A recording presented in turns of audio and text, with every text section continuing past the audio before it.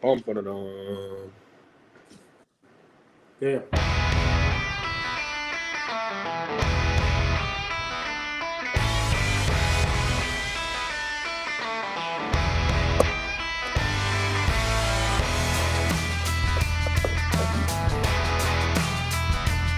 All right, everyone. Welcome to the episode 8 of the Coach's Office. All right, we had a great week of college football once again. It just seems like we are, every week just seems to get better and better. And after every week that goes by, we know less and less. It's just all going to play itself out. Every team's, it seems like, is going to have a loss or two, except for the Big Ten teams, because they really don't have to play much in there. There's only 3 teams are really with a legit shot. But, we're going to kick this week's off with the Billy Napier firing. There's been other firings going on, but, not many times a guy gets fired after a win. So Billy Napier, thoughts on him? He's owed roughly about $21 million from Florida. Half of that buyout is due within like 30 days. And then there's 3 payments due like the beginning of next summer for annual installments. So it's really not, not monumental, but it still does put a damper in their ability to add more money to their NIL. And also they got to pay another coach. And if they're going to go big game hunting, it's definitely going to cost them. What do you guys think about it? They got the money. They're going to go get somebody good. They got to get a name, because right now, with everything being what it is, it's a headlines business. There's going to be a lot more, I think, firings coming. So 2 things. They're going to have to strike while the iron's hot. And I think there's going to be, like, just in names and reputations alone, there's probably only a handful of guys that are going to go out there and, like, move the needle. If you really want to do something to help your team win, there's a lot of really excellent coordinators out there that probably deserve a head coaching shot. But I don't think that's what we want anymore. We want the news cycle to just run repeatedly with, this one gets hired, that one gets hired, big names, et cetera, et cetera. So that's what I think. Yeah, I think, if we look at all the guys that were fired, I think Napier was the first one we all thought was going to get fired throughout the whole year. And, coaching at Florida, it comes with high expectations. So I think 2 names I would put out there is just Urban Meyer and Gruden. Yeah, I don't think Urban Meyer, he's been talking a lot about these things on his podcast. I've been watching a little bit. I think he has really no interest in coming back, and especially like going back to Florida now. And it's the same reason why you talk about Saban. Like, they are not going to have the same impact that they had when they first were at those places. They're legendary at both places like they were. I think they can only go down as far as their reputation. And in this, era of college football, it's not recruiting and winning everybody over. It's how much am I getting paid? So that's the thing about it.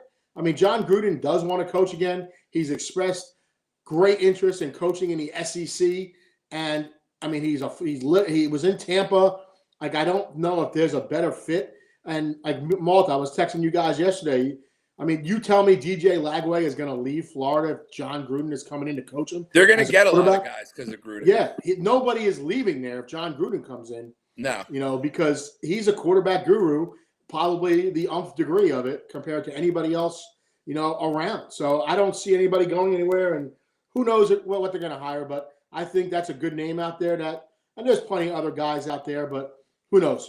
They went the group of 5 route with Billy Napier, who had tremendous success at Louisiana, and that didn't work out for them. So they're definitely probably going to go big game hunting, and I think there's no other name, as far as that really wants to coach out there, bigger than Gruden. So all right, now we're going to get into last week's games. The game that I picked, or I decided to talk about last week, was wind up being like a real good football game.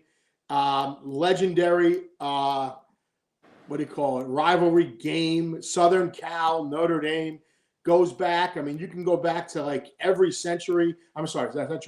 decade and pick out a big game between these two. This game was built up and it lived up to it up until one point in the game that we're going to get to. But at that point in the game, like Notre Dame scored 13 unanswered points in the third quarter to take the lead on SC, and they went up to 24-21. USC went up, and then after that, Notre Dame was sparked by a blazing Jadarian Price 100-yard kickoff return. That was, that guy is legit. The speed on him and Jeremiah Love is those are two guys that are going to be, in my opinion, like top NFL running backs coming in the future because they have that Jahmyr Gibbs breakaway speed, and we all saw that on Monday night. But they led the game with sparked Notre Dame's rushing attack on the way for 306 yards. Love with majority, 228. Price with 87, plus also the 100-yard kickoff return. USC managed to rush for 68 yards.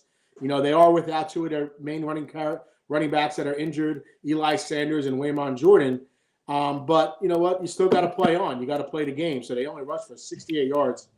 Notre Dame stopped USC at a 4th and 1 in the fourth quarter. That was a big stop for them also. And then the momentum. It seemed like, before USC made that one costly error, it was a significant play from Iaba throwing to Mekhi Lemon on a 42-yard pass. Great play. Boom. Also, the USC comes up with a trick play where they do a double pass from Mayava to Lemon to throw the ball. The cornerback from Christian Gray and the defense of Notre Dame didn't fall for it. The game was a little wet at that point from the rain. So, Lemon didn't do a good job protecting the ball, forced a turnover. USC got the ball back. Notre Dame got the ball back. A few plays later, they capitalized on it. And 7 plays later, they had a 1-yard rushing touchdown from C.J. Carr. There's the lead, 34-24. So it was 24-21, bang, bang, 2 great plays by Notre Dame, and the game's over. So Lincoln Riley also said that he did a bad job with that play, would take it back. I know we all talked about as coaches, like things that we wish we could have back, and he definitely wishes he took that play back just because of the situation as far as the rain in the game. So any thoughts on the game, guys? Jeremiah Love, have yourself a day, kid. 228 yards, 24 carries. That's how it should be every week.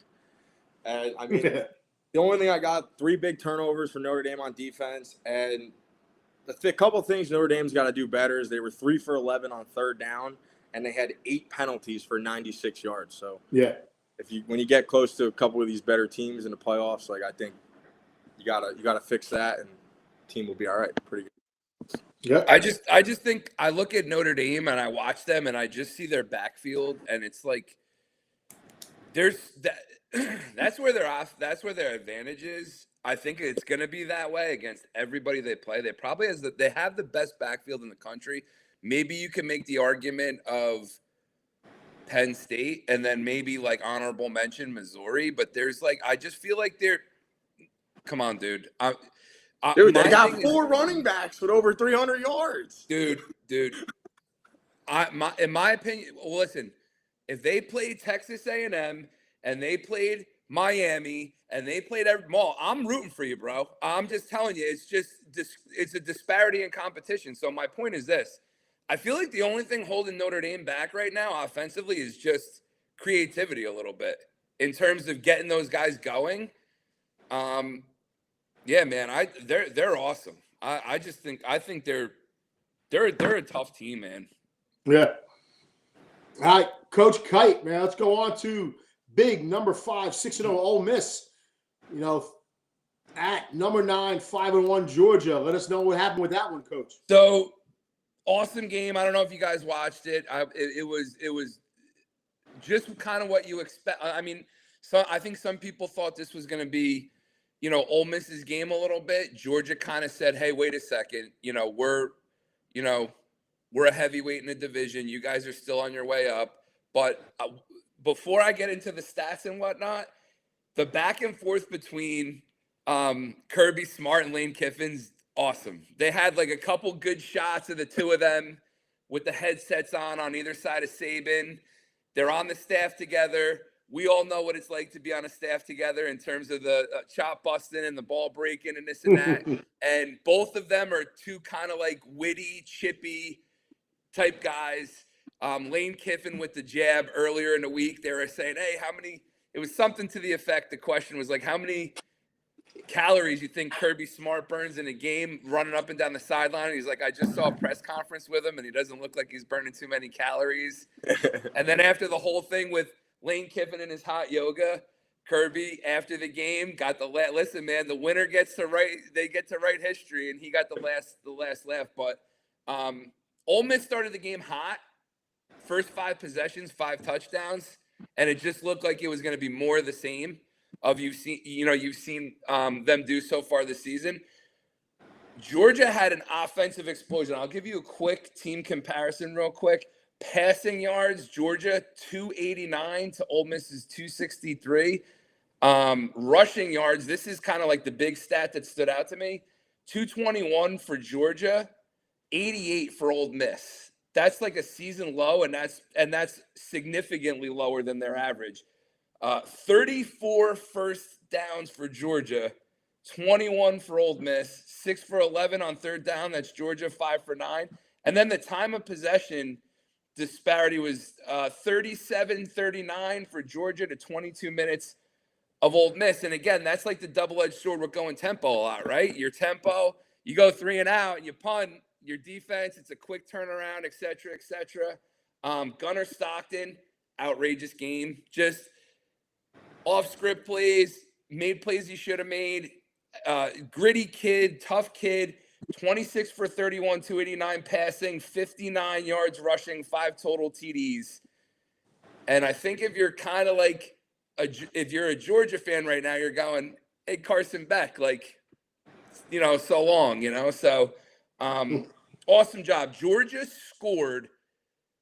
Again, I think of Georgia prior to this year. I think of like ball-controlled, nasty, physical, punch you in the face offense, 3 yards in a cloud, and then really good defense. It's kind of not the Georgia we're used to seeing.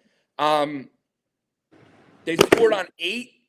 They scored on every possession against Ole Miss. The only possession they didn't score on was victory formation kneel down. That's pretty good, man. You know what I mean?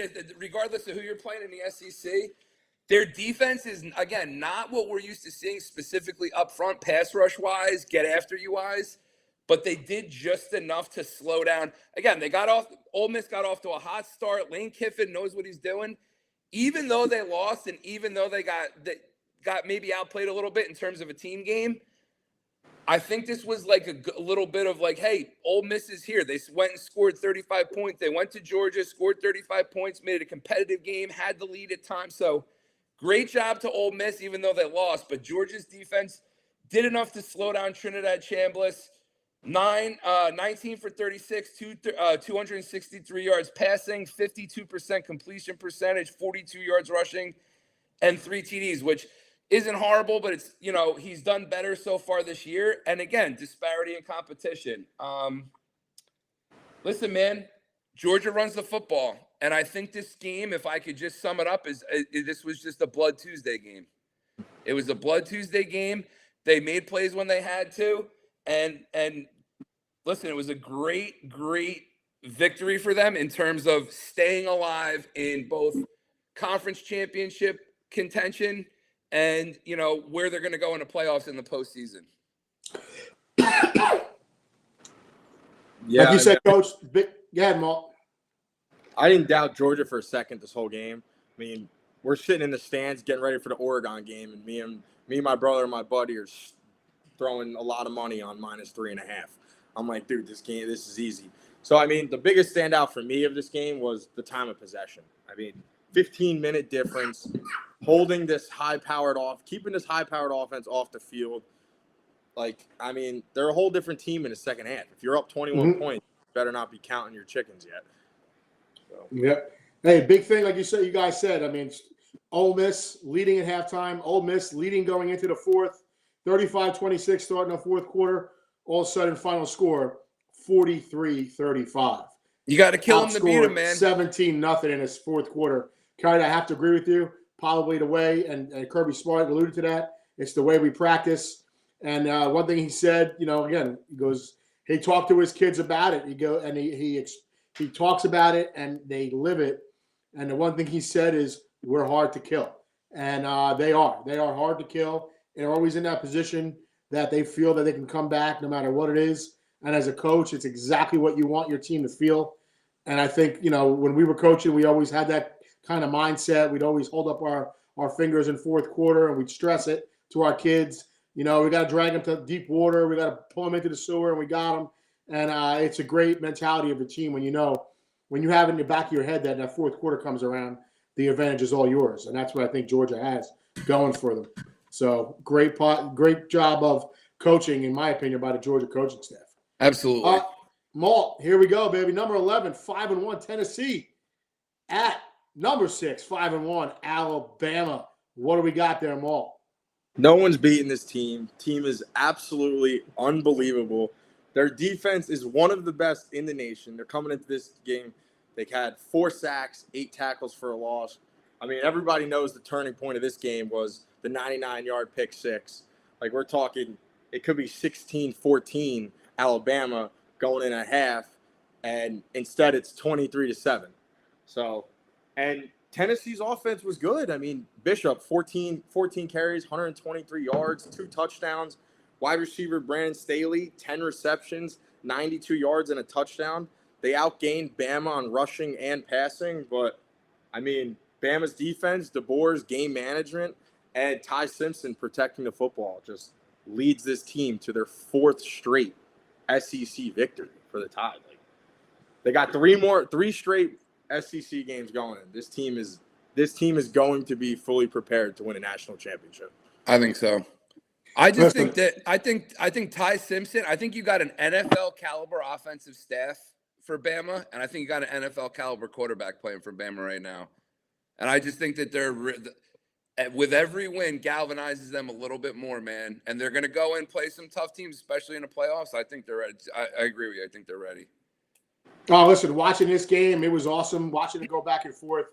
But, you cannot explain this game without talking about the massive play by Xavier Brown right before the half. Last play, as time expires, picks off the ball, runs 99 yards. Put a little juke on one of the players from Tennessee, really, who all he had to do was trip him up. And he makes a little juke move on him and gets basically almost, in my opinion, probably a 14-point swing at halftime going in, where Tennessee's coming in, to basically, like take, I think it was almost like take the lead or tie the game up, if I remember. Yeah, and then all of a sudden, bang, there it goes the other way. I mean, it doesn't get any bigger than that. And going into halftime, being at Alabama, being Tennessee, if you score there, it's I think it's like a 14 game, somewhere around there. 16. And there you go. Hey, you score, and then maybe you're coming out, you get the ball back, you go down and score again. You got a whole different attitude. But that pick six before the half, man, that was crucial for Alabama. And it seems like they are, also one of those teams that was basically Alabama's 4th game in a row playing a ranked team and getting a win. So that is I don't think that's ever happened. That is something that got 3 more. Yeah, but I think you're right. But that is something that, in reading some of the stuff this week, that nobody in the history of Alabama has ever done. So when you say something like that, that is pretty significant. And the other part about that is I have something here about Kalen DeBoer. I mean, those games, Kalen DeBoer record versus AP ranked teams with a minimum of 10 games played is 19-3 with an 864 winning percentage above anybody, the best ever in college football. So you got to give Kalen DeBoer his props. He's got his guys in there now, and this team is in a groove right now that I don't think anybody wants to play. And in the beginning of the year, everybody's calling for this guy. It's just crazy. Like, I don't know. In the beginning of the year, everybody's like, Bama's done. This guy doesn't. It's not a good fit. Except Z, you're like the only person who I think has been on the DeBoer train throughout the entire time. In the beginning of the year, I'm like, Georgia's going to kill them. They're going to lose 2 more games. Look at their schedule. They can't play defense. They can't run the ball. Dude, they're honestly right now, go throughout the whole Power 4. Has anybody really done anything remotely close to what these guys have done in the last 4 weeks?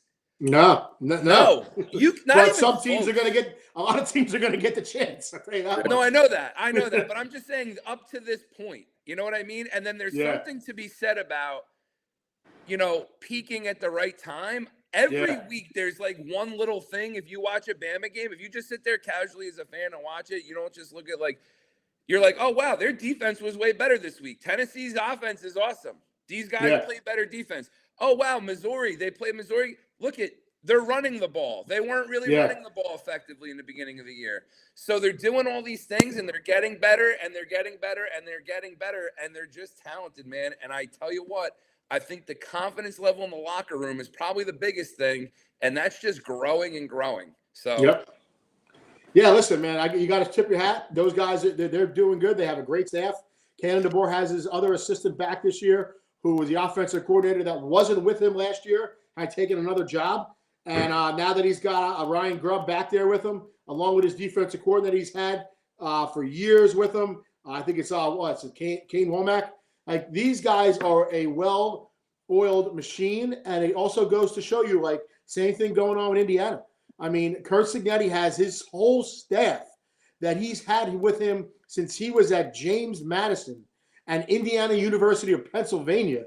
And he has these guys that he talks about. Listen, these guys are making $8,000 a year, and now I'm able to pay them what they're worth. And these guys are all living up to it. He brags about them. And these guys, I think, the only chance of some of these guys leaving is if they get major head coaching opportunities. But until that happens, these guys are going to make Indiana the same way that, bring up the whole group, like Kalen DeBoer has his whole group there, It's the continuity. And we talked about it. We touched on it early in the season. Manny Diaz had he was interviewed by, I want to say maybe ESPN, but it was a really good. And again, it's you see the coordinators, the offensive coordinators kind of following the quarterbacks. It's the continuity in a staff, especially when you're trying to develop guys, you can't overvalue it. And the fact that this guy has his staff and they're there and they know each other and they're used to each other, they speak the same language. I just know how you and I are, Z, with just talking about offensive football. We have our verbiage. We don't have to explain anything. We know what we're talking about. And it makes things so much easier. Listen, and to basically piggyback off of what you just said, Jack, and this is your term that you use more than anything, is he has his foxhole guys with him. And that's it. That's the term right there, where you don't have to worry about stuff, and that these guys are doing everything that's in the best interest of your program, not themselves. And that's something that, as a head coach, you love to have. Without a doubt. Yeah. All right, we're ready to move on, boys. Anything else? No. All right, here we go now. Now we're going on to our best matchups to watch for in week 9. I think it's week 9 this week, right? Is it 8 or 9? I lose track of the number. I think, yeah. Yeah, 8 or 9, whatever it is. Who cares? It's the the last weekend in October here, and we're getting into some big games. One of the biggest ones this week. Number 8 now, 6-1, 3-1 in the conference. Ole Miss at number 13, 6-1, 2-1 in the conference. Boomer Sooner. A high noon kickoff in Norman at the Palace on the Prairie. So we have a big game here for major title hopes in the SEC. And, we have some of the best, 2 of the best quarterbacks in the SEC here. Ole Miss is Trinidad Chambliss, who, we've talked about where he came from in Ferris State, leading the Rebels with 1,550 yards passing, 8 TDs, and 1 INT, 62.7 completion of his passes. And they also have a great receiver in Trey Harris, who leads the SEC in receiving yards with almost 1,000 yards. Oklahoma, led by John Mateer, another guy, 1,567 yards, 7 TDs, 6 INTs with a 65% completion rate. And Oklahoma's leading receiver is Isaiah Satania with 500 yards offense. Oklahoma's offense has been boosted over the last couple of weeks. They slowly worked them in against Kent State, a little bit more against Texas. But Giovanni Gibson, who had a broken leg in spring ball last year, is back 100% after catching 5 balls last week. against South Carolina. He is back, and Oklahoma seems like they have a little bit more of a running game now in the last couple of weeks. I think the running game is getting a little stronger. They have stopped, I think, with their just parade of running backs into the game. I mean, I got to mention about Jaden Ott. I mean, one of the guys that was brought in, the Cal transfer. Cal last year at 1,300 yards, 12 touchdowns, was thought of coming in and being the savior and helping the running game, with the great offensive line play they had. But he's been hurt. He's been this. He's been that. Needless to say, who knows? I'm not sure how much he's making. It's definitely got to be, high six figures. But he has been a bust for the Sooners.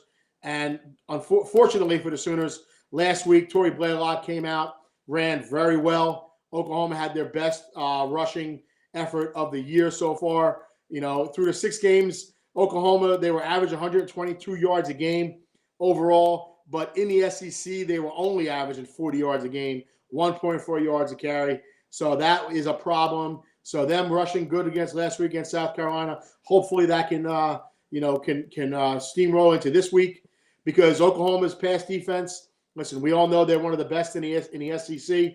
As far as their the deep passes, they haven't been very good at, because I don't think their secondary is that good, but they've been very good and helped a lot by that strong pass rush. And both teams have a pretty good pass rush.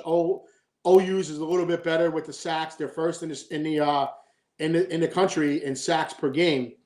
So basically, I think this is going to come down to which team can run the ball better.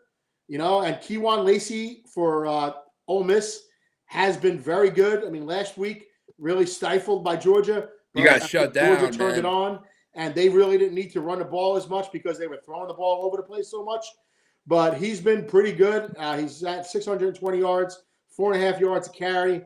I think he's a better running back than anybody Oklahoma has. But does that mean that they're necessarily going to run the ball better than Oklahoma? I don't know, and I'm hoping they don't. So I'm hoping the Sooners can get this one, even though they are a favorite at home against a higher-ranked team in Ole Miss. So, we're going to have to see where that goes. But, let's go Boomer. So I'll just say this. This is what it's going to come down to. I'll give you 2 different. Georgia ran the ball, right? Georgia established their run, and they're going to live or die by trying to establish their run, right? LSU did not. I think both teams. LSU has the much better defense, I think, than Georgia does at the moment. LSU has good D. I don't care how good your defense is, and this isn't anything towards Oklahoma. I think Oklahoma's defense is awesome, but Kiffin's gonna score points, dude. Chambliss is gonna score points. Tempo is gonna score points. They honestly, they're gonna go run and they're gonna score 35 points. They're gonna score 4 touchdowns on anybody. The difference is this: can your offense play complementary football? Are the announcements done there, Mo? Almost. You know what I mean? Here's the thing. LSU couldn't do it. They couldn't keep Ole Miss's offense off the field and play ball control. Georgia did play ball control, and it helped them just enough. So it's like, is Oklahoma going to be able to do that? Is Oklahoma going to come out and have the run game that they had last week, or are they going to have the run game they had previously in the season? And again, like, Mateer's a stud. He can't keep just putting the cape on every week. They got to be able to hand the ball off and rush the ball effectively a little bit. Right. Yeah, definitely. I mean, home field advantage is key here. I mean, develop the running game, like you said, Lee. Z, they've gotten a pretty much a lot better than that. If Mateer's obviously not 100%, that's what you got to lean on. And owning the line of scrimmage, I think they're going to own the line of scrimmage on both sides of the ball. We know what they have on a defensive line. So I think Chambliss is in a little bit of trouble this week. I'm hoping. All right, now we're going to get on to next week. Also, Coach Kite talking about number 15th ranked, 6-1, 2-1 in the SEC. The Missouri Tigers at number 10, 6-1, 2-1 in the SEC. Vanderbilt in Nashville. Coach, What do you got? You got Missouri headed to Nashville, man. And here's the thing. Vanderbilt right now has some juice going. And I just think, they go as Pavia goes. The kid's running around like a wild man. They call him the maniac. Massive implications here, both championship-wise. Again, like, everybody's going to have a loss by the end of the year. It's who's got the quality loss, who's got 2 losses, the head-to-head, etc. Playoffs, conference, all of it's on the line. Vanderbilt goes as Pavia goes. He's doing a great job this year. Vanderbilt, I think the A side of the matchup, this is my opinion only, other people may disagree. The A side of the matchup, you got Vanderbilt's offense, explosive, 41.4 points and 457.7 yards a game. Pretty awesome, man. They have the ability to score quickly, explosive plays, broken plays with Diego Pavia, him standing on his head, doing a little bit of Johnny Manziel, a little Baker Mayfield stuff. And then they have the ability to take the ball and hold the ball. They can do that. That is in their repertoire. Last week they had 4 5+ minute drives. So, you get into this type of matchup thing. Styles make matchups. You get into this game against Missouri, and Missouri's pounding you with the run, which is like, listen, if they don't run the ball and Hardy doesn't get the ball 25, 30 times, someone needs to get hit with a chair on the sideline of Missouri, especially the way Bo Prabul is playing. So again, terrific offense, obviously led by their star quarterback. It's exciting. That said, what I think is going to be a little exciting thing to watch is Missouri's front 4, just the front 4, has the ability to get after the passer. We saw in the Bama game, the Missouri-Bama game, they generate pressure with just their down. Damon Wilson II. Maul, you and I were texting like crazy during the Bama game.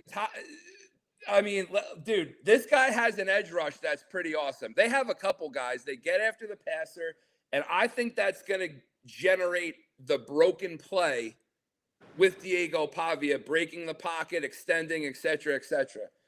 The flip side of the coin, you got Missouri's led by their amazing running back, their amazing run game, Ahmad Hardy, 3rd leading rusher in the nation. And they play in the SEC. In the beginning of the year, played a couple teams that aren't the greatest. That's no knock on anybody. 840 yards on 139 carries, 6 yards a carry average. This kid's a stud, right? And we're going to say it again about Penn State. We're going to say it about Notre Dame. Like, you have these guys in your backfield. You have to lean on them. And I really think that a lot is made about having a balanced offense, this, that, and the third. Bo Prabul is struggling right now. 2 INTs in his last 2 games and has been sacked 5 times in the last 2 games, 12 sacks total for the season. Their offensive line, just having watched them casually, they are complete night and day different from the way they come off the ball, run block. Every offensive lineman wants to run block. Everybody wants to run the ball. I get it. But when you have an elite offensive line, I think you can expect them to be able to protect the passer a little bit better. I think these guys are night and day different in pass protection than they are run blocking. So I just feel like Missouri, the obvious key to victory, Missouri's got to take the ball and try and run it and try and hold the ball and keep it out of Diego Pavia's hands. And Vanderbilt is going to have to try and let Diego Pavia, they're going to have to neutralize Missouri's rush, and he's going to have to make some plays. I think it's going to be an exciting game. And obviously, like, the stakes couldn't be bigger right now for both teams, especially moving forward with the schedules. Yeah, I mean, Prabul, he could bounce back here after Bama. Missouri's defense got to come to play here because we know what Pavia is going to do on the other side of the field. But Vandy's very, very good at home. They create big plays at home. They're top 10 for the first time since 1947. They lost last year to Missouri in overtime. And I think Vanderbilt's coaches do a great job of utilizing Pavia in any different way. And I'm taking Vanderbilt to win this game. Listen, I had to hear a couple of things that I've heard from watching about some shows this week, watching some tape on this game. And I have to say, I hate to say it, but they look like they might have the best offensive line in the SEC. and this is from a lot of people saying it, watching some of the tape, watching how they play. I heard that statement. I was like, wow, that's a pretty strong statement. But after watching them and watching the way they play together and the way they are, I think it might be true. You saying Vanderbilt, Z? Vanderbilt, yeah. Yeah. Vanderbilt, I mean, that's what you hear people saying about when Vanderbilt used to get off the bus. You know, they play against the SEC teams and they looked like a MAC team. They looked like they didn't belong there. And now when people say they come off the bus, they look like that the other team doesn't belong there sometimes when the teams are playing. And that's the biggest, way that you can improve. And that's what's happening in the SEC with some teams stockpiling all these number one draft picks between Georgia, Alabama, and LSU. And now they're all over the SEC. So that's the difference in what's spreading the wealth around. And it's hurt. I mean, Oklahoma I used to think Oklahoma had stockpiled them too, because we would have, some of the best players in the NFL are Oklahoma guys. And it's now that, like I said, same thing with Texas last year. You graduate guys and you're starting over with freshmen or transfers. You have to bring guys in every year because somebody's, giving your guy more money and you got to worry about where they're going.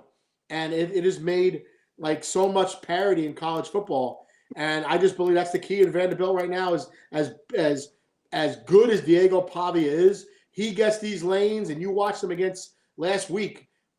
He had lanes all over the place just because of the way the offensive line, doesn't let him get hit in the backfield and creates running lanes, and he seems to find the right running lane. I mean, the one play they ran like almost like a Baylor, kind of like we call it Baylor State when we'd fake the power read drop, and all of a sudden he slips out the back door on the backside singe block and sees it open because the linebackers flew over the top, and he makes that huge touchdown run. I mean, it was just like he just sees the field so good, and they say he's like 5'10". I think that's the what they're saying, the size of him. And you know what? They are just a fun team to watch right now, man. So I agree. I'm picking Vanderbilt. I'm rooting for Vanderbilt. Pavia is exciting and fun to watch. It's just like, again, Georgia State, Utah State, they racked up a lot of yards. They racked up a lot of points. They racked up a lot of stats. And again, it's like now they're going to get in the nuts and bolts of their schedule. And, they were Pavia was a different guy against Alabama.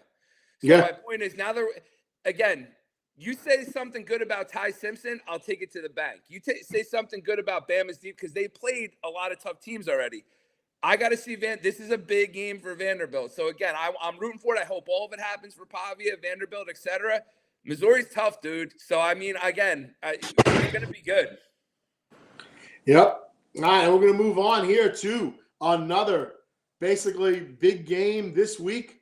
Could be a trap game in Death Valley with number 3, 7-0, 4-0 in the conference. Texas A&M Aggies traveling basically due east to Baton Rouge, Louisiana on Route 10 to number 20, 5-2, 2-2 in the SEC, probably fighting for his job, Brian Kelly and the LSU Tigers. Maul, what do you got with this one? Here we go. Taking it to Death Valley on a night game. Good luck to whoever's coming in here. Okay, we got Texas A&M 7-0 for the first time since 1994. Marshall Reed's I think he's one of the quarterbacks that is just he's here. He is electric. Out of nowhere, everyone's going crazy about him. But Texas A&M on the road 2 times this year has given up 40+ points. So I don't know. Their defense is going to have to come to play. You got a lot of dudes on the LSU team, a lot of fast guys. So, I mean, LSU's defense has the tools to stop Marcel Reed. This is must win for LSU. And night games at Death Valley kind of play into the team that wears the purple and yellow. So they're 4-0 at home this year. And for the last 8 meetings between these 2 teams, the home team has won. Wow. I will be taking LSU. No. Everything. Go Tigers. I love it. Big statement there, Coach. All right. Listen, I couldn't be more diametric. Listen, I know LSU has a reputation. That stadium is one of the toughest places to play, bar none, in the country. I just think that Elko gets his teams ready to go, man. He's a scrappy guy. He's a Jersey guy. And watching the two teams play this year, Kelly's on the hot seat. I don't know what the heck's going on at practice over there. I don't think their offense is very good. Their defense is good, but they got some very good players nicked up. And I just think A&M's offense is electric, dude. And you know what? I think a lot of that juice is going to wear off earlier on in the game. And I like Texas A&M, man. I think they're a tough team. I really do. I think right now they're undefeated and they're picked like they are flying under the radar as an undefeated team. They're picked third to win the conference, behind Bama, then Georgia, then them, and they're undefeated. I don't know, man. I'm going Texas A&M. I just don't think any of the other stuff's going to make a difference because I think the disparity between the two teams' skill level is just that big. Yeah. I mean, I don't know about that. I look at some of the stuff with these two games and these two teams.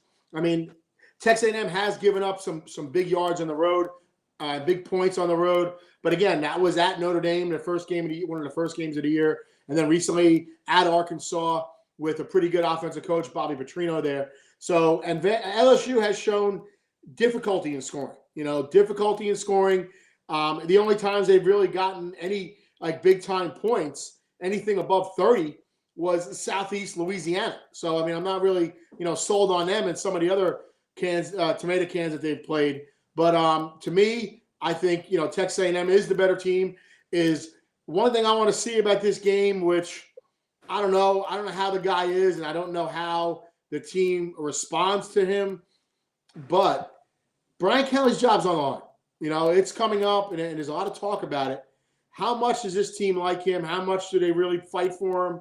I don't know. I mean, I don't know. He at times seems to be fake. A lot of stuff like the way he is about things. I don't know. He just comes off. I don't know. He comes off very weird. He had a Southern accent that he never had before in his life. I don't know how old the guy is. He got the LSU job and developed a Southern accent in 24 hours. Yeah. I mean, it's like a politician, but he's doing dance moves and videos, and you know what? It's great and everything. You gotta jump on board with everything. But let's be honest. I mean, he's no Louisiana guy like it. No, we know that. But I'm just saying I don't know what the fight level is going to be for LSU right now. Texas A&M, I believe in their coaching staff. Mike Elko, the stuff we've heard about him from some of the people that we know and where he's been and how he has worked his way through the ranks as a defensive coordinator is definitely going to have a great plan against LSU. And, I think now he's got, the guys that can execute what he needs. And I saw a nice press conference from him today, and one of the guys brought up the Penn State job, and he basically just did a Donald Trump to this guy in the press conference. He annihilated him and ripped him apart. You guys are unbelievable, and tore into him. Like, I mean, listen, he's at Texas A&M. He's making great money, and everybody always wants to ask about this. And it's like, I know the coaches, what are they supposed to say? That's exactly what they're supposed to say. But, who's going to win that one? I would definitely be leaning towards Texas A&M. But, LSU, we'll see what their fight level is. That's for sure. To quote the great Nick Saban, none of the kids in the student section sitting in the stands are going to make any plays. Yeah, true. But they do make it a little hostile, that's for sure. Yes, they do. Yeah. All right, and here it is. You got two. Who needs it more this week in college football? The first rivalry game here. Number 25, 5-2, 3-1 in the Big Ten, Michigan. After starting the season with some high expectations and their star freshman quarterback, Michigan now has 2 losses, and their offense has been very inconsistent. A loss this week to their in-state rival, the Michigan State Spartans, who are now 3-4, 0-4 in the Big Ten. But they have performed well as underdogs.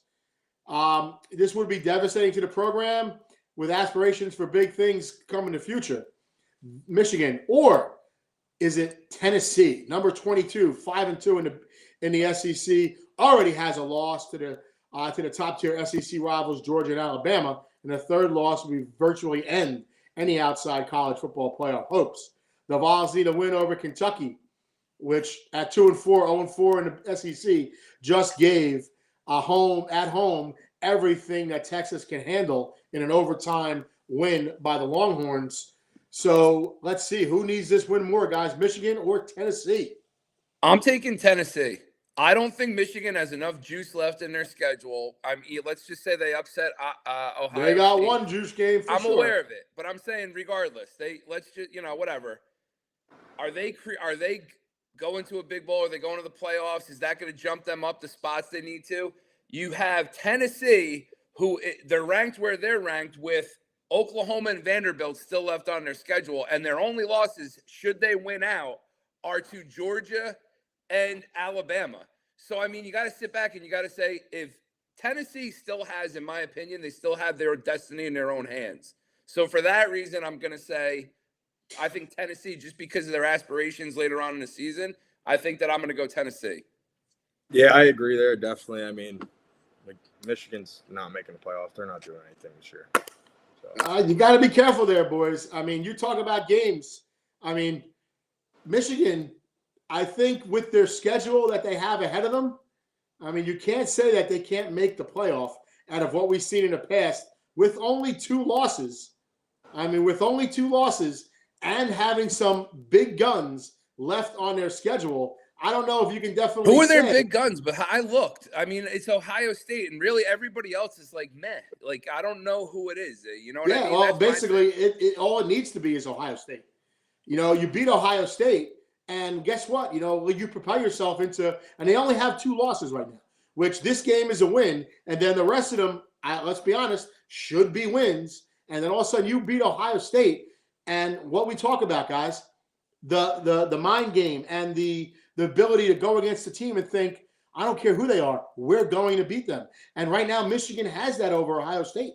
So there is an outside chance that they can make it. Again, this game would go a long way, and I think they really are favored to win it. But if they want to have that outside chance and make that game in Michigan at the end of the year mean something, they definitely need to win this game. All right, next game in who needs to win more. A vital game in the American Conference. Number 18, 6-1, 3-0 South Florida. You love South Florida. 6-1, 2-1 in the American Memphis. South Florida, led by quarterback Byron Brown and a dual threat weapon, has passed for almost 1,700 yards and 16 touchdowns, while rushing for 475 yards and 6 touchdowns. All right. Memphis' last game, quarterback Brendan Lewis left the game with an ankle injury. His status is unknown for this game, though his replacement freshman A.J. Hill was a highly touted recruit.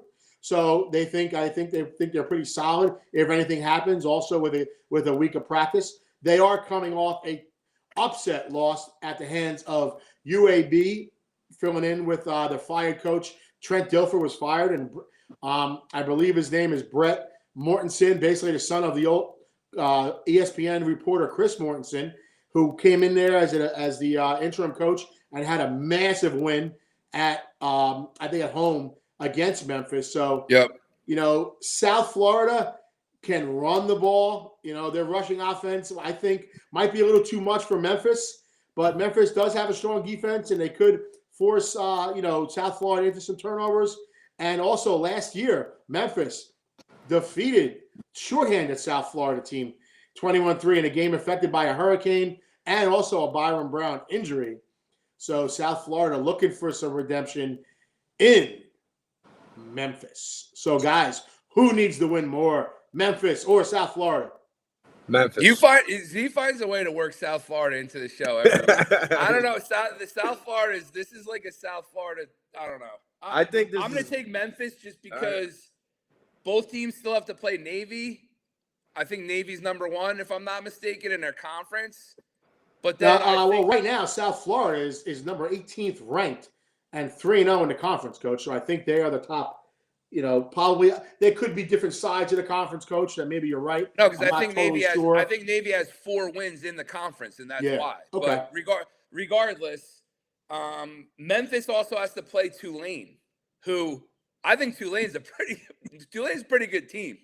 So listen, this American Conference has some teams, boys. Yeah, so I just think because with an additional difficult game on a schedule, Memphis can't afford to lose this one just because I think that they're going to have a tough time with Tulane. So I'm going to just, again, not to sound like a jerk and say these two teams are irrelevant. We're talking about SEC and the national champion, whatever. But I mean, I just think Memphis, I got to edge towards them just because of the little slightly more difficult schedule moving forward. Yeah, I like Memphis. Embarrassing loss last week. You were just ranked 22. Now you're on the outside looking in. You get this. I think you get this win, and you're potentially back in the top 25.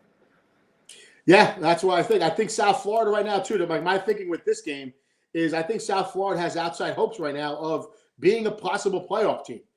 From an outside perspective, if they can run the table, having some SEC wins. I know a tough loss to Miami, but I think they have an outside chance, and that's why I think why I put this game in there. I think they have an outside chance of possibly making the college playoff, which – some of these group of 5 teams, group of 6, I should say, looking to try to get there. So, we'll see where that goes. All right, boys. So here we go. This week's Coach's Office Pick'em Challenge. I know what happened to me last week. I put it out there. I don't know what you guys decided. If you've talked about it, I got a little screwed on what happened after my pick. And the quarterback basically did not play. So I didn't even realize it till the game started. And then I asked for that. I wanted to get a different pick. And what is your ruling, gentlemen? I'm respectfully. Here's the thing. I'm not trying to be a jerk here, but had you said anything prior to the second quarter of the game, I would have probably said yes. But I'll be honest. I mean, listen, I didn't turn the game on. I was at the barn. I was at the Chatsworth Cranberry Festival because my daughter came home to visit. I get home and I see this kid's on the sideline. I'm like, what the hell is going on here? Listen, that's your voice, Kite. What do you say, Ma? I don't know. If I'll give it to you for lobster mac and cheese. Well, listen, I did pick another game. That's all I'm saying. We got a long season ahead of us. At the time, it was a 0-0 game when I said this too. So that's all I'm saying. Right. I'm gonna err on if this was a ticket and you went down and put the bet in Atlantic City. Can you go up to the lady at the desk and say, "Excuse me, it's the second quarter. I just found out the quarterback is starting. Can I have my money you're back?" Right. Listen, I didn't watch anything. I came from the airport on Wednesday to my daughter, and I had a crazy week. I didn't see anything about this. So, all right, whatever you're doing, then okay. You're split both ways, so who knows? All right. So with that, I did pick Texas Tech over Arizona State. They did have an 11.5-point spread. I think it went down to like 7 right before the game because the quarterback decision was in an emergency-only situation, which I don't know what emergency is. I mean, you're playing a football game against a good team. Seems like an emergency to me. But they wind up losing. I had Texas A&M over Arkansas with 7.5. They didn't cover that. And I had Ole Miss plus 6.5 over Georgia, and they didn't cover that. So basically, I had, I guess you could say 4 picks, and I only had 1 right. So, Kite, what'd you have? I went 2-1. I lost. Listen, man, Carson Beck. I knew it was going to happen at some point this year, and it had to happen when I decided to pick Miami. If they can't run the ball and smash people, and this kid has to make a throw for that team to win, they're screwed. Georgia's dancing right now that he's gone. They were, I want to say, 13.5 point. They were favored. They 13.5 minus 13.5 against Louisville, and they got friggin' punched in the face and lost. Vanderbilt covered. I had them, and Oklahoma Boomer. Big bounce back game. I thought they had to win by a touchdown. I think the line was 5.5 and it moved to 4.5, but it didn't even matter because they came out and actually found the run game for the first time all year outside of Mateer. So yeah, 2-1. That's it. All right. I went 1-2, of course, 5-0 the last 2 weeks, and we bring out the stakes, and I freaking fumble. 1-2. I mean, Auburn. I'm done with you. You're not going to win a game for the rest of the year. I'm tired of it. You got to score more than 20 points in the SEC if you want to win. And somebody quoted that on their team. Oregon, 750 yards, minus 15.5 was the easiest bet ever. And Duke, minus 1.5 over Georgia Tech, fumbling at the 1 yard line. Had their chance. freaking runs it 99 yards. So that was that. But They'll be 1 back. and 2 last week. We're coming back with some firepower here. We're going LSU plus 3.5, Iowa State minus 2.5, or Iowa State minus 2.5, and Vanderbilt minus 2.5. All right. We got a little discrepancy because I took Texas A&M and the line I saw was 2.5, dude, not 3.5. That's a big deal. That's a field goal. So we got to double check that because 3.5 is minus 130. Listen, what we did decide, because we're picking these on a Wednesday, we did say that we have to take the spread when it is at the game time. Okay. That's because, again, that should when we put the stuff in and the game changes, because of things that we don't know. I bet it at 3.5. It moved, dude. Look at it right now. Yeah, at minus 130. All right, well, we'll check that. We'll check it all, boys, before the game. I'm taking Texas A&M at what I perceive to be minus 2.5 over LSU. I'm going directly against Coach Malt here. I think that Elko is bringing his team in. I think they're going to drown the noise out, and I think they're going to get the job done. I'm taking Vanderbilt minus 2.5 over Missouri. I think it's a Pavia game. Again, they got to win by a field goal. I think he's going to get it done. And then my last pick is I have the Kansas Jayhawks at home minus 2.5 over Kansas State. Got to win by a field goal. Okay. So Kansas over K-State. Okay. All right. For me, my first pick, I am going with Arkansas plus 1.5 over Auburn. I like how their offense is playing. I think Auburn can't score and Arkansas can score. So I'm going with Arkansas. I, too, am going with Vandy over Mizzou. Again, offensive line. I don't like Mizzou on the road at Vandy here. Nashville's going to be hopping.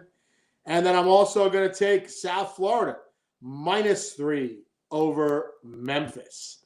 I think the run game travels, and so does the good offensive line there. All right, boys. Maul, you got that part of your money makers of the week, or you want to elaborate on what else you got? I'm going to change them up a little bit. So we were 1 and 3 last week, losing Auburn money line and 1.5 in the heartbreaker in overtime. We lost Duke money line, and we hit on to Oregon. So 13 and 8 on the year, not bad, still up. We're going to go with LSU plus 3.5 and the money line. We're going to take Iowa State on the money line, and we're going to take Vanderbilt on the money line. So let's go 4-0 here. All right. Okay, now moving on to. I got the bet in at 3.5. That's fine. I'm getting it at 2.5. All right, go ahead. Listen, it goes at Saturday, boys. We agreed on Saturday. That's what we get. All right, here we go. Roadrunner of the week. I know one of you guys sent me this, and I went back and checked it all and was like, wow, this is impressive. Monty Quinn from Curry College, D3 Curry College, with 20 carries, 522 yards, 7 touchdowns, an amazing little bit over 26 yards per carry. What an amazing game by Monty Quinn. He broke the all-time NCAA running back game record, which was held by Boomer Sooners' own Samaj Pirine, old record of 427 yards for the Sooners back in 2014. Great job by Monty Quinn. Yeah, Z. I sent you that. I went again. Anytime you have a running back go into the NCAA record books, 522 for a 26.1 yard average on 20 carries, 71 points. The fools of the week. I'm going right with you on that. The Curry College Colonels, man, they did a great job. Yep. Here we go. Headhunter of the week. This guy, 6 tackles, 5 solo tackles, 1 assisted tackle, 3 sacks, 3 tackles for a loss. Your headhunter of the week, linebacker out of Alabama. I might butcher the name. Yanze Pierre. Yanze Pierre. What a game. That's going to be a couple of headhunters on that helmet right there. Yep. All right, boys. Great job. Great job, awesome guys. As always. Yep. We'll see you guys Take next care. week. Have a good Thanks one. again.